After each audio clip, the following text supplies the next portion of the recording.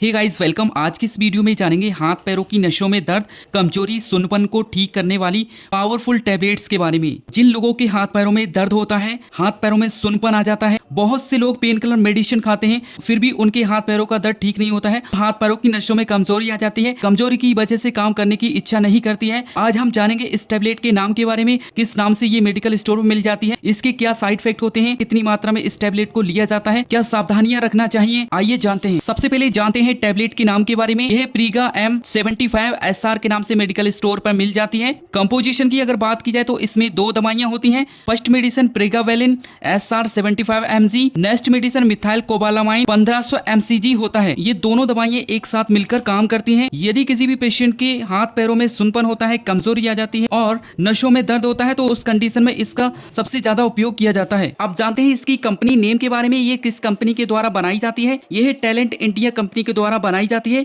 Uses of Prega M75 SR tablet के बारे में बात कर लेते हैं। फर्स्ट उपयोग होता है पेरिफेरल न्यूरोपैथी पेन, किसी भी पेशेंट में होता है तो उस कंडीशन में इसका उपयोग कर सकते हैं। जैसे कि हाथ और पैरों की नसों में दर्द होना, बहुत ज्यादा कमजोरी की समस्या होना, उसमें इस टैबलेट का उपयोग किया जाता है। हाथ और पैरों की नसों में सुन्नपन आ जाता है, नसों में कमजोरी आ जाती है, उस कंडीशन में इस टैबलेट का उपयोग किया जाता है। कुछ ऐसे पेशेंट होते हैं जिनको डायबिटीज की समस्या होती है तो उन पेशेंट में भी नसों में कमजोरी, सुन्नपन की समस्या, दर्द की समस्या, जिसे डायबिटिक न्यूरोपैथी कहते हैं। डायबिटिक न्यूरोपैथी में भी ये सारी समस्याएं देखने को मिलती हैं, जैसे कि हाथ पैरों की नसों में कमजोरी, दर्द की समस्या होती है और नसों में सुन्नपन की समस्या देखने को मिलती है। तो उस कंडीशन में भी इस टैबलेट का उपयोग कर सकते हैं। बहुत से ऐसे पेशेंट होते हैं जिनकी मांसपेशियों में दर्द होता है, बहुत ज्यादा दर्द होता है, बर्दाश्त नहीं हो पाता है, तो उसमें इस टैबलेट का उपयोग कर सकते हैं। और कुछ ऐसे पेशेंट होते हैं जिनको मानसिक रोग होता है, जिसको एपिलेप्सी की समस्या होती है, जिससे मिर्गी के दौरे आते हैं, तो उस कंडीशन में भी इस टैबलेट का उपयोग कर सकते हैं। यदि किसी भी पेशेंट में हड्डियों के जोड़ों में दर्द होता है तो उसमें भी इस टैबलेट को लिया जाता है।